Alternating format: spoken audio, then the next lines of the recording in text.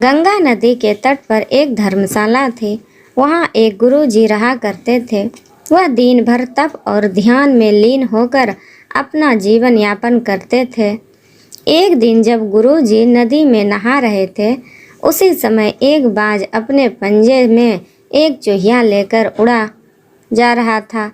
जब बाज गुरुजी के ऊपर से निकला तो चूहिया अचानक बाज के पंजे से फिसलकर गुरुजी की अंजुली में आकर गिर गई। गुरुजी ने सोचा कि अगर उन्होंने चूहिया को ऐसे ही छोड़ दिया तो बाज उसे खा जाएगा, इसलिए उन्होंने चूहिया को अकेला नहीं छोड़ा और उसे पास के बरगद के पेड़ के नीचे रख दिया और खुद को शुद्ध करने के लिए फिर से नहाने के लिए नदी में चले गए। नहाने के बाद गुरुजी ने अपनी शक्तियों का इस्तेमाल करके चूहिया को एक लड़की में बदल दिया और अपने साथ आश्रम ले गए। गुरुजी ने आश्रम पहुंचकर सारी बात अपनी पत्नी को बताई और कहा कि हमारी कोई संतान नहीं है, इसलिए इसे ईश्वर का वरदान समझकर स्वीकार करो और इसका अच्छे से लालन पालन करो।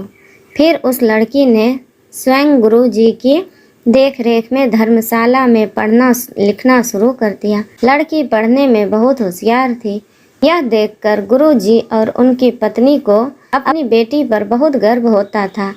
एक दिन गुरुजी को उनकी पत्नी ने बताया कि उनकी लड़की विवाह योग्य हो गई है। तब गुरुजी ने कहा कि यह विशेष बच्ची एक विशेष पति की हकदार है। अगले समय अपनी शक्तियों का उपयोग करते हुए गुरुजी ने सूर्यदेव की प्रार्थना की और पूछा, हे सूर्यदेव, क्या आप मेरी बेटी के साथ विवाह करेंगे? यह सुनकर लड़की बोली, पिताजी, सूर्यदेव पूरी दुनिया को रोशन करते हैं, लेकिन यह असहनीय रूप से गर्म और उग्र स्वभाव के हैं। मैं उनसे शादी नहीं कर सकती। कृपया मेरे लिए एक बेहतर पति की तलाश करें। गुरुजी ने आश्चर्य से पूछा, सूर्यदेव से बेहतर कौन हो सकता है? इस पर सूर्यदेव ने सलाह दी, आप बादलों के राजा से बात कर सकते हैं। वह मुझसे बेहतर है क्योंकि वह मुझे और मेरे प्रकाश को ढक सकते हैं। इसके बाद गुरुजी ने अपनी शक्तियों का उपयोग करते हुए बादलों के राजा को बुलाया और कहा, कृपया मेरी बेटी को स्वीकार करें। मैं चाहता हूँ कि अगर बेटी की स्वीकृति हो तो आप उससे शादी करें। इस पर बेटी ने कहा, पिताजी, बादलों का राजा काला, गीला और बहुत ठंडा होता है। मैं उससे शादी नहीं करना चाहती। कृपया मेरे लिए एक बेहतर पति की तलाश करें। गुरुजी ने फिर से आश्चर्य से पूछा, भला बादलों के राजा से भी बेहतर कौन हो सकता है? बादलों के राजा ने सलाह दी, गुरुजी, आप हवाओं के भगवान वायुदेव से बात करें। वह मुझसे बेहतर है क्योंकि वह मुझे कहीं भी उड़ा कर ले जा सकते हैं। इसके बाद गुरुजी ने फिर से अपनी शक्तियों का उपयोग करते हुए वायुदेव को बुलाया और कहा, कृपया मेरी बेटी के साथ विवाह स्वीकार करें। अगर वह आपको चुनती है तो। लेकिन बेटी ने वायुदेव से भी विवाह करने से इनकार कर दिया और कहा, पिताजी, वायुदेव बहुत तेज है। वह अपनी दिशा बदलते रहते हैं।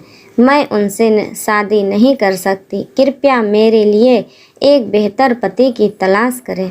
गुरुजी फिर सोचने लगे, वायुदेव से भी बेहतर कौन हो सकता है?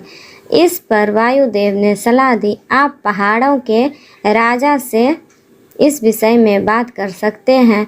वह मुझसे बेहतर है क्योंकि वह मुझे बहने से रोक सकते हैं। इसके बाद गुरुजी ने अपनी शक्तियों का उपयोग करते हुए पहाड़ों के राजा को बुलाया और कहा, कृपया मेरी बेटी का हाथ स्वीकार करें। मैं चाहता हूँ कि अगर वह आपको पसंद करती है तो आप उससे शादी करें। फिर बेटी ने कहा, पिता, पहाड़ों के राजा बहुत कठोर है। वह अचल है। मैं उससे शादी नहीं करना चाहती। कृपया मेरे लिए एक बेहतर पति की तलाश करें। गुरुजी ने सोचा, पहाड़ों के राजा से भी बेहतर कौन हो सकता है।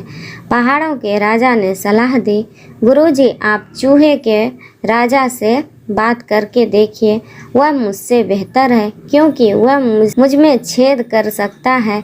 आखिर में गुरुजी ने अपनी शक्तियों का उपयोग करते हुए चूहे के राजा को बुलाया और कहा, कृपया मेरी बेटी का हाथ स्वीकार करें। मैं चाहता हूँ कि आप उससे शादी करें, अगर वह आपसे शादी करना चाहते हैं। जब बेटी चूहे के राजा से मिली तो वह खुश होकर शादी के लिए राजी हो गई।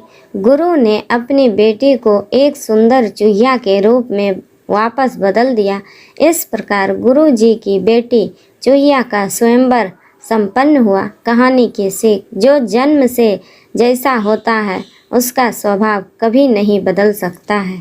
थैंक यू दोस्तों, धन्यवाद।